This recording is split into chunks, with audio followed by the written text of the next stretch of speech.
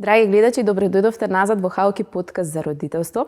Мене денес ми е исклучително драго со која гостинка јас ќе бидам, затоа што тоа е една од моите први колешки кога јас започнав да работам и да пливам во овие води на работа со деца, родители, советување, родителско советување. Станува збор за Александра Стојановска, психолог, семејни системски советник, ЕМДР практичар, основач на Центарот за психолошка поддршка Емотива. Александра, здраво. Здраво, Кате. Ти благодарам прво за убава најава. И многу ми е драго што сум денеска тука. Искрено ти кажам, вака кога кажав Александра, некако ми е чудно, затоа што јас те викам Сандра. Па не знам дали ќе е окей да така продолжиме со Сандра. Апсолутно, како ти е по-згодно така. Супер, како ни се чувствуваш денес? Искрено се чувствувам доста возбудено и инспирирано. Оти ќе зборуваме за една, јас сметам, многу значајна тема, особено во денешново, да кажам, модерно живење. Да. Денес со Сандра ќе зборуваме за темата развод и баш ќе ја опфатиме онака целокупно цела тема, не само пошто никако барем во последно време до моите уши допира дека разводот е нешто страшно, дека е многу тешко, да, се поминува низ многу емоционални состојби, али сепак кога се случува да не го унаказуваме со такви зборови дека е нешто многу страшно, дури пред некое време налетав на одредени коментари дека и осуди од страна на слушајќи ги клиентите дека разводот е нешто кое што е токсично и не смее да се случува. Па еве какво е твоето искуство во однос на тоа? Па види, Кате, разводот реално е, една мултипла загуба, значи еден исклучително голем стресор. Дури на таа скала за стресори котира некаде по овие, да кажам, истражувања што се направени на второто место после смрт, на драга личност. Така да, една мултипла загуба би рекла, која што опфаќа и емоционално, и социјално, и економско, да кажам, ниво. И секако, бара една реорганизација и сето тоа. Меѓутоа, дека е крај на светот, не е крај на светот. Тоа не е целта денес да го доловиме, затоа што често пати и луѓето кои што поминуваат низ развод, може изјавите дека е крај на светот да ги стопира да не почнат во тоа и да нели се во некое партнерство кое што не е така како што они заедно замислување, поддржувачко, заштитничко и така натаму. Па јас би сакала еве од терапевскиот стручен аспект да ни доловиш како изгледа целиот тој процес на развод. Па, науката некаде покажува дека разводот започнува 2 години пред реално да се случи. Значи, уште 2 години пред да некаде тргнеме во целиот тој процес, веќе почнуваат, да кажам, оние размисли или она емоционално спремање за тоа што следи, односно за разделба. И сега во целиот тој процес причините може да бидат најразлични. Да кажеме, не знам, имање различни вредности за тоа што е семејство и како семејството треба да функционира, до, да кажеме, недостаток на комуникација, несоодветен начин на решавање на конфликти, потоа чувство дека не сме автентични во таа релација, немаме можност да бидеме доволно автентични, дека нешто ни еускратено или одземено. Исто така, некој од причините може да биде и, не знам, разните зависности, насилството исто така како фактор. Значи, причините за развод може да бидат навистина на еден огромен спектар најразлични. Сега, она што најчесто се случува, во тие, да кажеме, 2 години пред да се случи разводот, се случуваат многу често разделби, па обиди за помирување, па обиди да се реши тој конфликт, па често имаме и посета, да кажам, на стручни лица кои што ќе ни помогнат да ја репарираме таа релација. одвојување од заедничко живење, па повторно враќање. Така да доста долг процес е тоа, во кој што многу често лицата поминуваат, да кажам, низ неколку фази, од она првата негирање, негација, па потоа она, да кажам, чувство на лутина, без кон другиот партнер, и потоа доаѓа моментот на обиди, различни обиди, нели сето тоа да се исправи, да се поправи, до оној момент на тага, каде што ние сваќаме дека ова е крајот, дека нема можност за репарација, и нели онаа последна фаза на разводот или закрепљување од разводот, кај што поставуваме некои нови цели, имаме нови, како да кажам, идеи за еднината. Да, многу важни работи кои што секојдневно ги гледаме нели во пракса со работата, тоа е дека разводот не е туку така, туку баш има фази кои што треба да се поминат и некогаш одредени луѓе можеби повеќе се задржуваат во фазата во негација, некои во фазата во бес и лутина, али битно е што напомена нели со помош на стручни лица и поддршка и нели од пријатели, но и системска поддршка, сето тоа да е тука за да нели да тие фази се поминуваат, пошто мене ми се чини ако ги претрачуваме тие фази некако не ги поминуваме онака баш добро. Пошто ги претрачуваме. Да. Многу зависи, да, убаво кажа, многу зависи колку кај кого колку ќе трае одредена фаза и како таа фаза ќе се надминува, и повеќе факторски зависно е, би рекла, зависи и од социјалната поддршка која што ја имаме, и од економската стабилност која чувствува некој, и од самата зрелост или интелектуалните капацитети на личноста. Потоа тука многу зависи дали има или нема деца во тој брак, така да многу е индивидуално, но несомнено и како може да помогне нели работата со стручни лица, и особено важен фактор поддршката која што социјалниот фактор ќе ја пружи на единката која што минува низ развод. Јас многу се радувам кога со гостите зборуваме дека без разлика на која приказна, напоменуваме дека секоја приказна е индивидуална, затоа што често пати нели кога без разлика на било каков медиум се излегува, знаат работите да се генерализираат, и битно ми е, баш онака важно ми е да кажеме дека и оваа тема е индивидуална, нели согласно семејниот контекст и сите тие опкружувања во кои што поминуваат овие брачни другари и партнери. Ние тука зборуваме за родителство, ги начна децата. Јас некако изминатиот период работејќи на сликовницата, сакам силно да ме гушнеш, кое што некаде се протнува и темата за разделбата на брачните партнери во родителство. Често пати се збунети родителите како да постапуваат, како тоа влие на децата, па дури се прашува, знаат да кажат, еве, окей, да, сакаме да се разведуваме, ама не се разведуваме заради децата.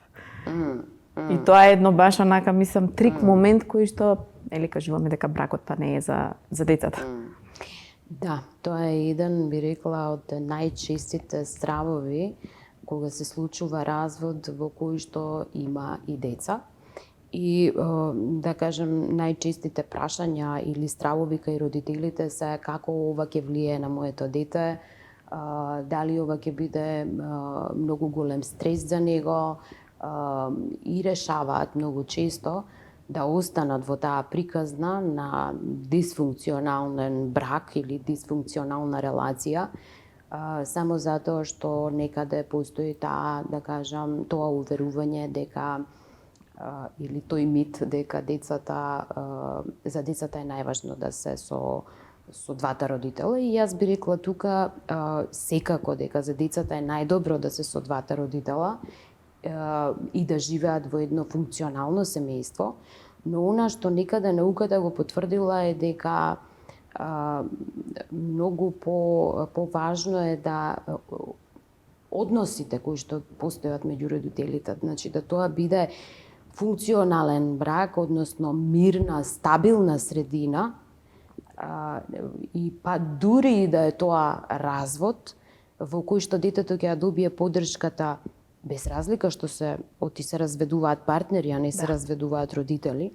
Значи да таа поддршка ја добие и таа биде да тие бидат секогаш тука за него и покрај тоа што се разделени и да му ја дадат таа чувство и да му го дадат тоа чувство на сигурност, љубов и топлина која што му е потребна на детето.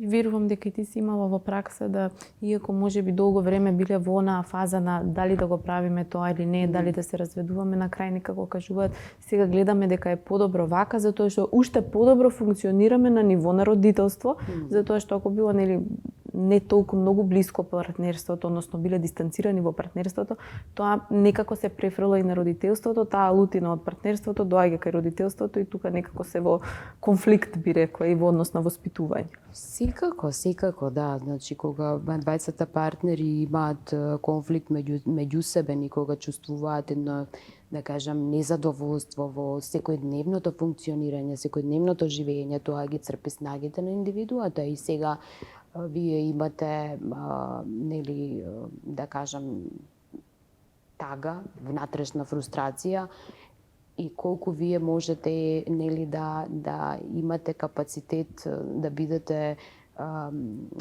негувачки, поддржувачки родител, нели?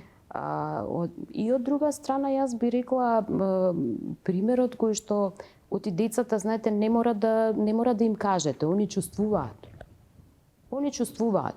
Така да во едно семејство кај што постојано има конфликти или кај што постојано нема комуникација, се прашувам кој образец на однесување им го даваме на нашите деца.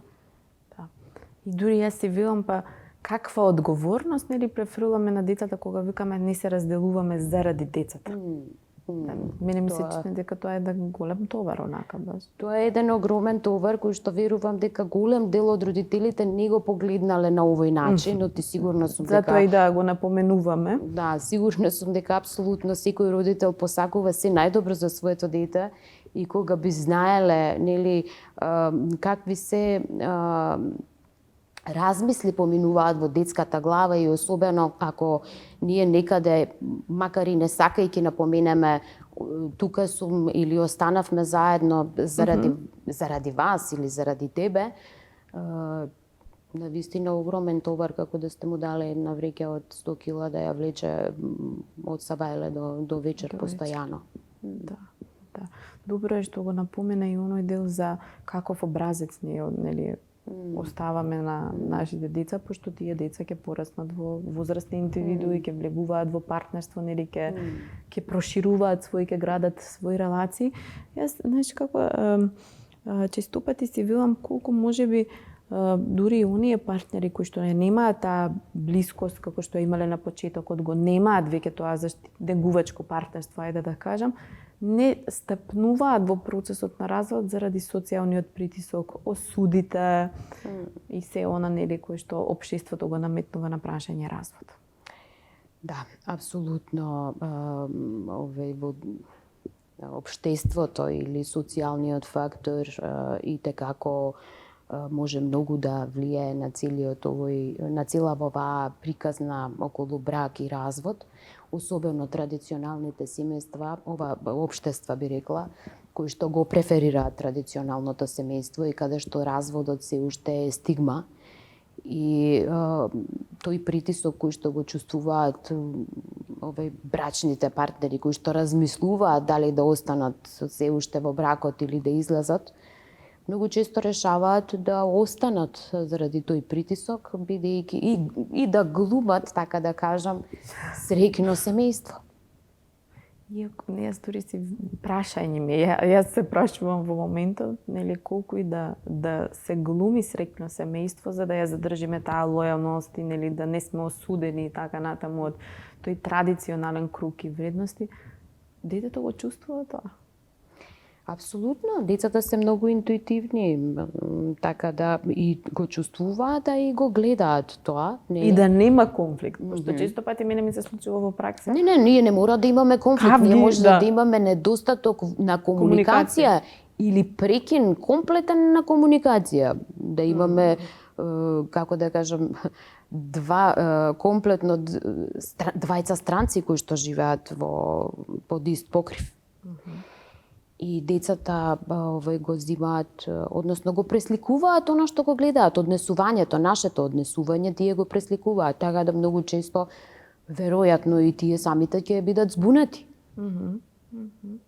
Нели, затоа што од една страна мама и тато се среќни или кажуваат дека се среќни и задоволни во бракот, од друга страна она што го покажуваат се коси со тоа што го кажуваат, така да веројатно би биле збунети и возрастните, а не дете.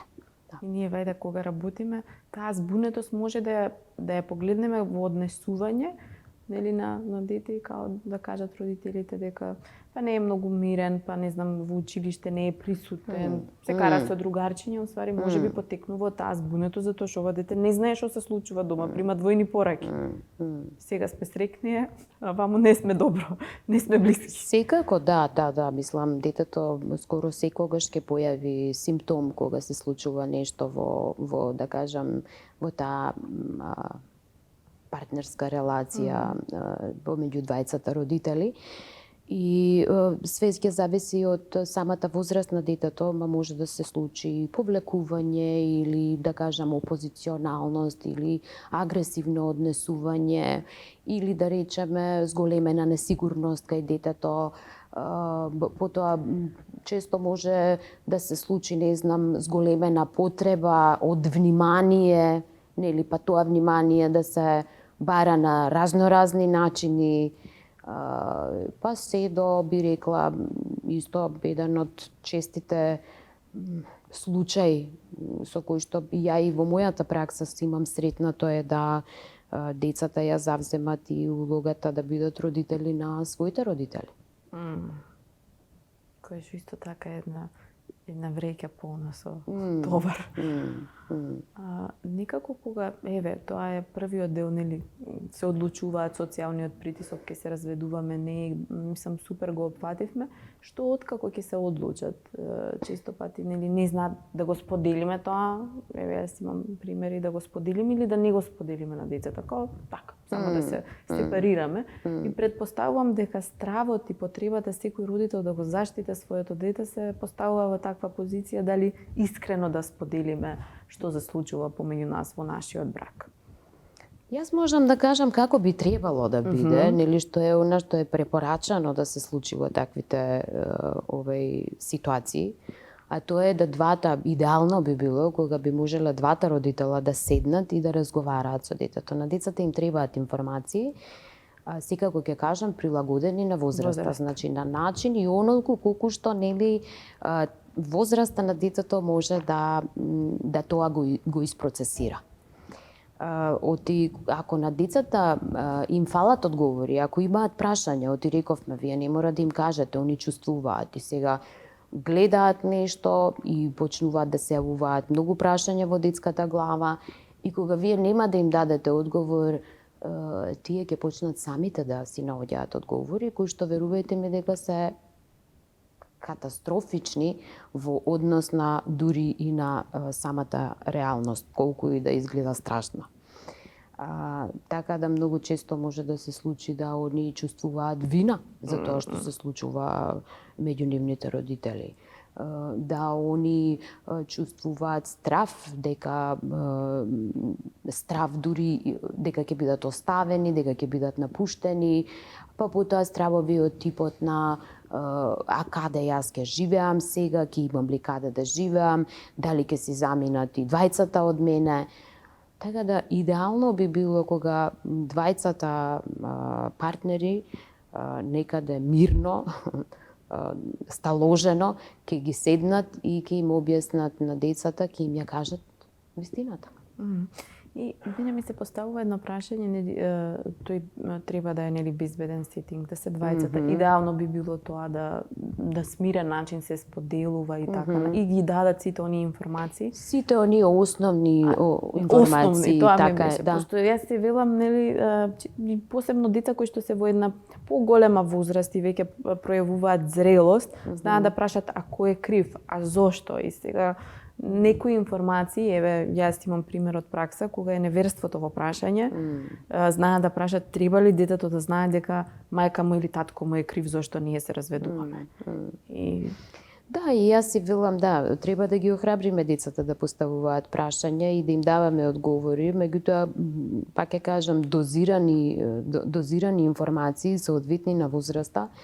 Од тука многу често знам да ги добивам овие прашања секако нели во праксата. Многу често знам да прашам како ќе ви користи оваа информација или како ќе му користи на детето оваа информација, ако вие му кажете ова се случува зашто се случи неверство, не знам, мама или тато и направи неверство, да. или не знам, вие практично го ставате во каква позиција? Во медиаторска позиција или го ставате во позиција да биде судија, да донесе суд, да завземе страна. Нели?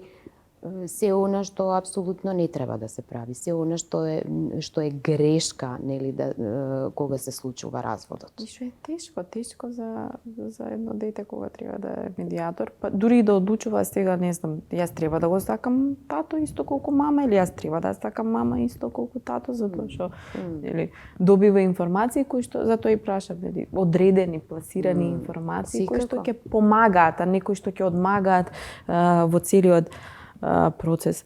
Кои најчести стравови ги гледаш кога еве луѓето ќе влезат во еден ваков процес на сепарација или развод? Па еден од, мислам, тоа се неколку би кажала, меѓутоа оние најчестите се како од сега па понатаму, што јас сега ќе правам, како ќе го издржам ли, да кажам, сам или сама целиот овој процес, ќе останам ли сам или сама до крајот на животот, што со децата, исто така, да кажеме, оној родител кој што нема да биде старател на децата, нели, каде што имаме, нели, старателство само од едната страна, стравува многу често за ќе ги изгубам ли децата, ќе можам ли да ги гледам доволно долго. И тоа се некои од бака најчестите стравови кои што се јавуваат кај луѓето кои што поминуваат низ процес на развод. Кога нели родителите, партнерите ќе тргнат во односта во тој процес да се разведуваат и сепарираат, често пати не се збунети само за своите деца, пошто нели они кога влегувале во брак немале идеја дека ќе се разведуваат. Апсолутно. И нели викаме тогаш и семејствата поминуваат низ таа загуба, односно нели родителите на партнерите или не знам ако сте некој поблиски па поширокиот дел од семејството. Имаш ли можеби не знам ако ти текнува во моментов некој пример или нешто кое што ќе го споделиш дека и нивните родители и тие семејства исто така поминуваат низ некој процес нели на таа загуба која што е од повеќе фази. Да, апсолутно, затоа и рековме многу мултипла загуба е разводот и на социјално поле, и сите тие да кажам заеднички пријатели и роднини, нели, и сето тоа некако кога се разведуваат партнерите имаат чувство дека треба да тие односи да направат катов на тие односи, дека треба тие релации да ги изгубат, што не мора да биде така. Апсолутно не мора да биде така. Значи, само можеби да се ќе бара можеби мала реорганизација на тие контакти и тие релации, меѓутоа дека катов треба да се направи апсолутно не. Тоа ќе зависи многу од самите личности кои што се во целата таа приказна, а најмногу ќе зависи, би рекла, од двајцата партнери и начинот на кој што ќе го направат тој развод. Оти роднините, еве, тие остануваат роднини на децата кои што се во тој брак добиени и нели и контактот децата со тие баба, дедо, не знам, чичко, тетка, што и да е, нели, треба да остане. Да. Дури ова сега кога спомна баба и дедо и на многу од семејствата еве што ги гледаме, знаеме дека во процесот на чување, систем на поддршка за самото дете се вклучени бабите и дедовците. Многу и некако, често, некако тој развод и таа загуба на бабите и дедовците баш онака тешко им паѓа, затоа што и влегуваат некогаш во тој катов, или па се случува да би рекла оговараат и да праќаат пораки за другиот родител, па еве на пример ако се родители од страна на мама, па еве сега татко ти овака онака, или ако се од другата страна, па еве сега мајка ти го прави она ова, и некако ја отварам оваа тема за да сите гледачи, нели, да дадиме една порака дека баш тоа и не е во функционалност кога се прави, нели, кога се бомбандираат со децата каква е мајката или каков е таткото. Да, би рекла, ние треба да нели, ние сме возрастни и треба да се однесуваме како возрастни. Мислам дека е исклучително важно двајцата партнери кога поминуваат низ разводот да можат да ја видат поголемата слика, односно да видат што е у нас, што е најдобро за нивните деца во целата оваа ситуација. И кога они двајца би успеале да седнат и да се договорат за, односно да постават правила и да постават граници кон, да кажам, поширокиот систем, тогаш мислам дека многу полесно би можеле они, нели, да се договорат и со бабите и со дедовците како и кој е начинот на кој што ќе се разговара и ќе се функционира од тој момент па натаму. И мислам дека тоа многу би помогнало. А секако и бабите и дедовците би требало да размислат, еве, што со тоа, што постигнуваат со тоа што ќе, не знам, ќе зборуваат или ќе го подкопуваат авторитетот на едниот родител. И може би е добро да размислат како тоа ќе влијае кога тоа дете може би, нели, ќе дојде во фазата на пубертет, во фазата на адолесценција, каде што и како е важно да родителите бидат авторитет за детето, а вие сте го подкопале тој авторитет претходно. Да, бомбардирање, да, така некако ми дојде. А и од друга страна, јас пак ќе кажам, верувам дека и за нив е загуба и е, нели, тешка тема, али па да се присетиме дека они биле вклучени во поддршката во однос на децата и, нели, тој делот во родителството, да кажам, околу децата, а не биле вклучени во нивниот брак, така да секако, тие граници, нели, треба да се апсолутно, и си велам, убаво би било да се задржат на тоа. Значи, тука да се задржат, оти ако биле претходно поддршка на децата, одлично. И сега нека бидат тука како поддршка на тие деца и тоа би им помогнало веројатно да ја видат поголемата слика, односно што е најдобро за детето и како она што ние го зборуваме и го правиме влијае на детето, односно како го прави детето да се чувствува. Супер. Се среќаваш ли можеби со некои уверувања кои што, како да кажам, онака ги напаѓаат партнерите кои што еве тргнуваат во процесот на развод, па дури и кога се излезени да размислат дали е добро го направив ова, треба ли да се вратам, ајде да се обидам пак. Да, многу често се тука прашањата каде сгрешив, дали сум доволно вреден, вредна, го доживуваат како личен неуспех разводот, па потоа прашањата од типот на како на мене гледаат сега останатите луѓе. И тоа се, пак ќе кажам, некои интроектирани пораки. Нешто што ние сме го слушале години наназад, нели, од повозрасните, од можеби, не знам, околината и така натака. Па некаде тука да, нели, да ја пратиме онаа порака да секој си седе во својата фотелја со својата приказна и да не се расфрламе многу со коментари зошто некој влегува во развод или пак останува во партнерство, нели. Можеби да слушнеме и коментар, не знам зошто не се разведуваат, зошто се заедно. Едноставно тоа се приказни секој за себе, нели, во својот семеен систем и својот контекст. Кажи ми, еве, што можеме сите да научиме за љубовта, за партнерството и за, нели, целиот тој момент кој што го носи партнерството, кога веќе ќе поминеме низ процесот на развод и, нели, треба да влеземе во следно нешто? Јас би рекла, разводот не мора секогаш нели да се гледа како да, тоа е крај на една приказна, меѓутоа може и да е отварање на некои нови перспективи и како да кажам, давање на некаква надеж за иднината.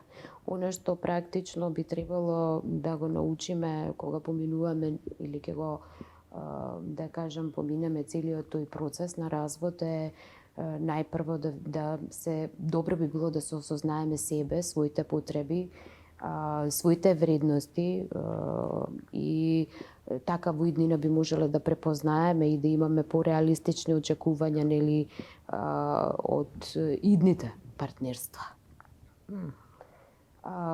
И секако тука е исто така можеме да размислуваме нели откако ќе се осознаеме себе и своите потреби можеме поубаво да размислиме за поставувањето на здравите граници во иднина. Сето тоа би помогнало да ние добиеме една нова перспектива на партнерство и љубовна релација и што е она што е значајно и дали личноста која што ја имаме нас проти себе ги има капацитетите да ни го даде тоа што ни е потребно на нас. Знаеш, јас често пати повеќе би рекла гледам, никој некако директно до сега можеби го нема поставено тоа прашање, ама преку однесување дека ете после развод не смеам да влезам во ново партнерство, треба да сум присутен до детето, треба максимално да се дадам во детето. Не знам, малце можеби на таа тема да поразговараме, пошто е доста значајно. Многу интересно е ова. Ако имате дете, тогаш не би требало да имате партнер. Така некако звучи. Звучи, да, баш. Така некако звучи. И си велам, добро, еве, не мора да постои развод. Значи, имаме ние двајца партнери кои што влегуваат во брак и стануваат родители. И сега они се во исто време и родители, но се и партнери.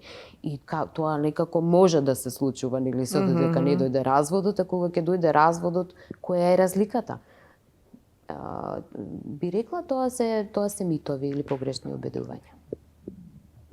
Оти вие паралелно не само што сте родител и еве да речеме вие сте и родител, вие сте и партнер, вие сте и нечи колега, вие сте и нечија пријателка или пријател и многу улоги сестра, имаме. брат, имаме повеќе улоги и би рекла само треба убаво да го изменаџирате своето време и можете да бидете нели да дадете љубов и на едно и на друго и на трето место и така натака. Па дури јас нешто мене ми прелетува мислата каква порака па праќаме на детето кога нели родителот останува само во родителска улога. Знаеш, па му праќате порака веројатно дека откако ќе влезе во родителска улога, тоа е единствената негова улога и потоа се поставува прашањето како ќе влијае па потоа на неговите идни релации во партнерство и често пати знаат нели кога како да кажам веќе влегуваат во млада возрастна доба да имаат и грижа на совет да продолжуваат со своите развојни задачи како млад возрастен да остануваат дома со цел да го надгледуваат својот родител. Дали е да станат тако речи партнер на својот родител. И да го чуваат.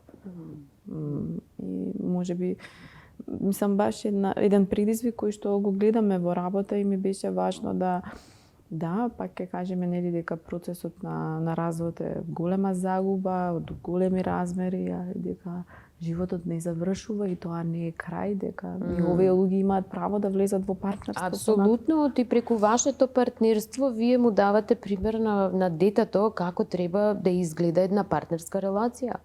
Како треба во иднина да ги гради своите партнерски релации, кои се вредностите, како тоа функционира, како некој се чувствува кога е во една функционална врска, да може да препознае.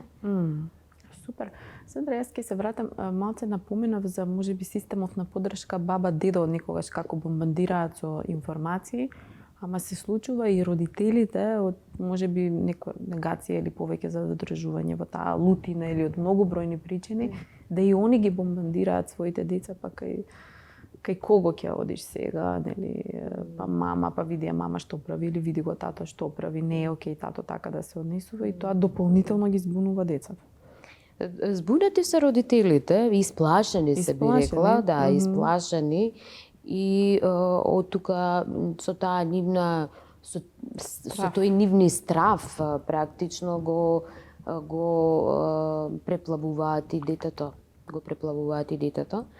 и почнуваат оние прашања кои што навистина не знам кај кого сакаш да одиш, со кого сакаш да седиш, ама тато направи ова, ама мама направи она и практично не сакајќи повторно го вовлекувате детето во една позиција каде што треба да одбере страна, кое што представува исклучително голем притисок за едно дете. Да одбере помеѓу двајцата родители, како да му велите, окей, колку повеќе го сакаш. Да.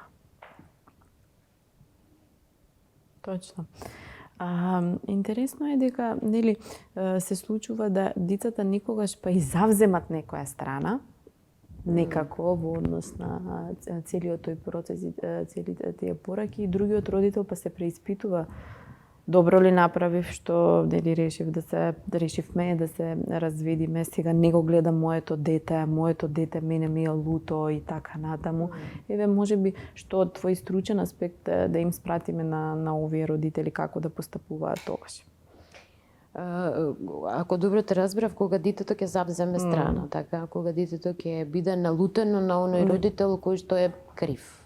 Нели, од тука треба да напоменеме исто така дека учеството, значи, е 50-50 од двете страни. Значи, во таквите ситуации кај што детето ќе завземе страна, би рекла пожелно би било родителот да остане да му даде простор на тоа дете. Да му даде простор и да се обиде колку што е можно да се вооружи со трпение и да продолжи со таа сапортивност и со давање на љубов и внимание на своето дете, да го почитува нели времето кое што му е потребно на детето за да може оти, тоа нема да трае вечно. Детето ќе испроцесира и повторно нели ќе го направи контактот со својот родител.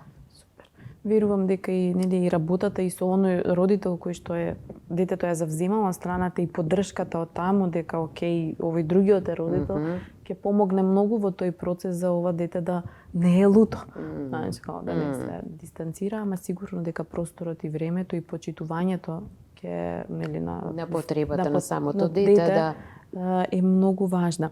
Некако се надближуваме до крајот, јас би сакала можеби еве добра приказна направивме во однос на тоа дека разводот е пак ќе кажам загуба, но на крај не е нели крај на светот, некако така тргнавме. Една порака, нешто кое што сакаш ти да го оставиш за на крај на овој подкаст. Па порака која што околу темава пораката, нели, јас би сакала да навистина да им порачам на сите, да кажам, партнери кои што се во тој процес на развод, да останат колку што е можно по-рационални, зрели и возрастни во целиот тој процес и да се обидат да ја видат поголемата слика, особено ќе кажам кога станува збор за деца во тие бракови. Значи да се обидат да ја видат поголемата слика, оти на крајот од денот, знаете, вие сте го направиле изборот на својот партнер, сте имале можност да направите избор на партнер, но децата не можат да одберат кои ќе им бидат родители и дали ќе бидат во таа приказна. Многу убава порака, онака баш јаготка на торта и на шлак. Ти благодарам многу. Значајна тема, значајни информации и пораки испративме до нашите гледачи и се надевам дека се гледаме на некоја следна тема, можеби во овој контекст, можеби во некој друг. Фала ти, Кате, на поканата. Да, се надевам дека ќе помогнеме на некој од гледачите во однос на темава и секако тука сум и во иднина за некои други важни теми да зборуваме.